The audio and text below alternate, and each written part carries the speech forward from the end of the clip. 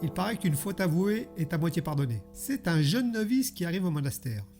La tâche qui lui est assignée est d'aider les autres moines copistes à recopier les anciens canons et les règles de l'Église.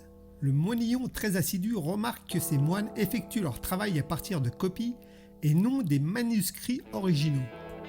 Il va voir le père, l'abbé Résina, et lui fait remarquer que si quelqu'un fait une petite erreur dans la première copie, elle va se propager dans toutes les copies ultérieures.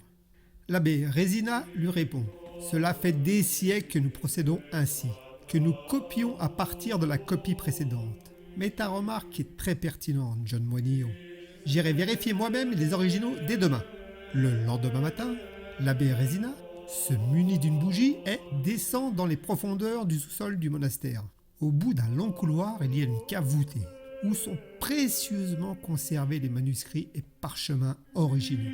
Cela fait des siècles que personne n'y a mis les pieds. Les scellés des coffres sont toujours intacts. L'abbé Résina y passe la journée entière, puis la soirée, puis la nuit, sans donner le moindre signe de vie. Les heures passent, l'inquiétude grandit, à tel point que le jeune moinillon se décide à aller voir ce qui se passe. Il descend et trouve l'abbé Résina complètement hagard, le front ensanglanté, se cognant sans relâche la tête contre les murs de pierre. Le jeune moinillon se précipite et demande « Père, que se passe-t-il ?»« Ah, les cons, les cons, les cons, les cons, les gros cons. C'est vœux de charité et pas de chasteté. »